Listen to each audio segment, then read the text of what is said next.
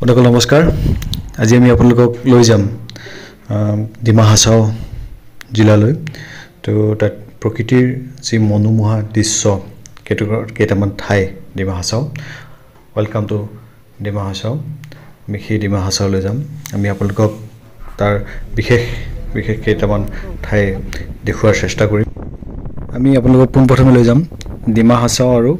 পশ্চিম কাৰ্বি আংলঙক ভাগ কৰা যেটো জলপ্ৰপাত এই জলপ্ৰপাতটো হৈছে পানীমূৰ জলপ্ৰপাত এই জলপ্ৰপাতটো আমি আপোনালোকক দেখুৱাম জলপ্ৰপাতটো প্ৰৱেশদ্বাৰতে আছে এটা টিকেট কাউণ্টাৰ যেটো টিকেট কাউণ্টাৰত আপোনালোকক এন্ট্ৰি ফিজ ল'ব পাৰ মেম্বাৰ 20 টকা আৰু পাৰ্কিংত যদি আপোনাৰ 4 চকা হয় তেতিয়াহ'লে পাৰ্কিং ল'ব 100 টকা যদি 2 চকীয়া হয় তেতিয়াহ'লে পাৰ্কিংত ল'ব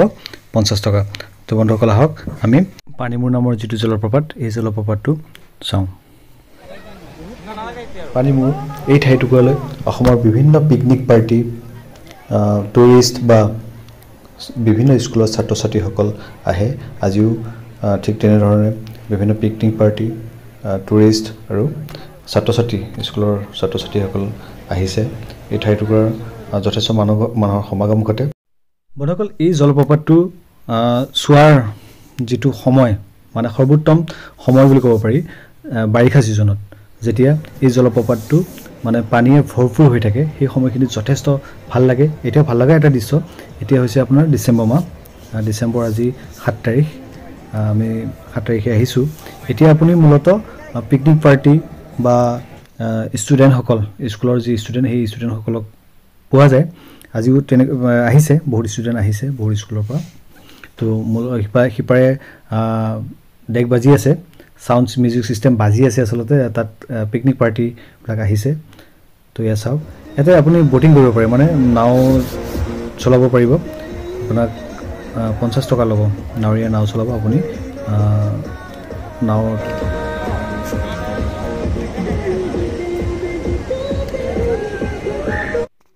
তো বন্ধুসকল আমি এতিয়া পুনৰ আগবাঢ়িম উমৰাংচুলৈ তো আগতে যাতায়াতৰ যেটো মানে ব্যৱস্থা মানে ৰাস্তাৰ যি ব্যৱস্থা খুব এটা ভাল নাছিল কিন্তু এতিয়া এয়া চাওক নতুনকৈ পিচ দিছে ধুনীয়া ব্যৱস্থা আপোনালোকে আহি ভাল পাব প্ৰকৃতিৰ মনোৰম দৃশ্য ইফালে সিফালে আপোনালোকে দেখিছে খুব ভাল লগা এটা পৰিৱেশ ঠাণ্ডা লাগিব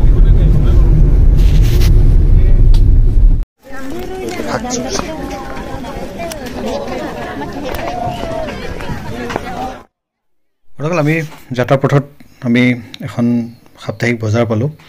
তো আমি বজাৰখন অকণমান চোৱাৰ হেঁপাহত সোমাইছোঁ আচোন বন্ধুসকলে কি কিনো বিক্ৰী হয় চাওঁ 10 মুঠা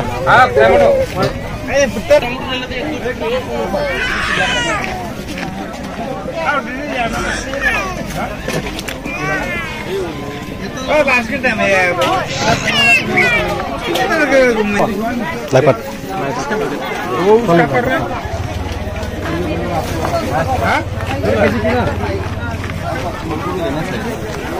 ले लो थोड़ा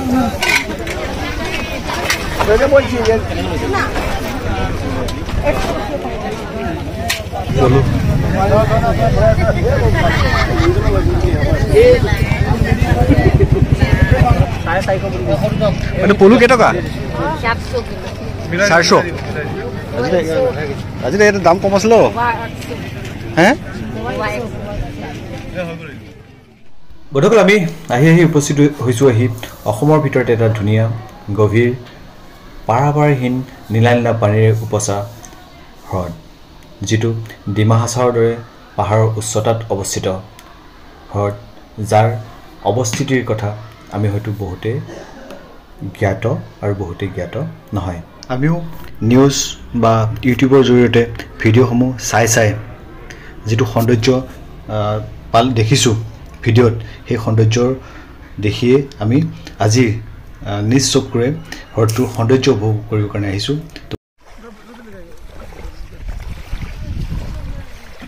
সঁচাকৈ ধুনীয়া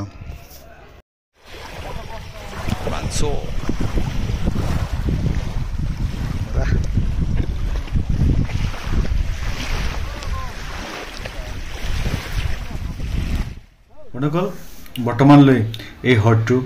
মানুহৰ সমাগম তথা যিসকল আমাৰ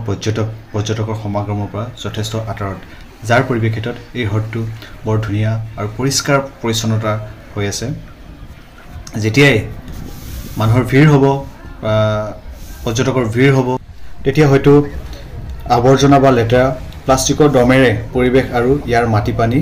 বায়ু দূষিত হোৱাৰ সম্ভাৱনা আছে। গতিকে আমি আশা কৰিম যাতে এই হ্ৰদটো চোৱা চিতাৰ দায়িত্বত যি থকা কৰ্তৃপক্ষক আমি অনুৰোধ জনাম, তেওঁলোকে যেন কঠোৰ নিয়ম নীতি বান্ধি দিয়ে হ্ৰদটো যাতে পৰিষ্কাৰ পৰিচ্ছন্নতাৰ ক্ষেত্ৰত। বন্ধুসকল, আপোনালোকে যদি এই বোৰ্ডখনৰ জৰিয়তে হ্ৰদটো এবাৰ ভ্ৰমণ কৰিব বিচাৰে তেতিয়াহ'লে আপোনালোকে 600 টকা পে' কৰিব লাগিব। এজন চালকে চলাব, আপোনাক আগত বহাই লয় আৰু আপুনি গোটেই হ্ৰদটো এপাক ঘূৰিব পাৰিব মাত্ৰ 600 টকাৰ বিনিময়ত। ইয়াতে এখনে নহয়, কেইবাখনো এনেকুৱা বোৰ্ড আছে, সৰু সৰু বোৰ্ড আছে আৰু আপোনাৰ ডাবল বোৰ্ডো আছে য'ত আপুনি 8ৰ পৰা 10জন মানুহ উঠিব পাৰে। তাৰ দামটো কম, আপোনাৰ তাত প্ৰায় 200 টকা পাৰ মেম্বাৰ। 200 টকা এইখন দেখিছে আপোনালোকে, পাৰ মেম্বাৰ 200 টকা দি হ্ৰদটো এপাক ঘূৰিব পাৰিব।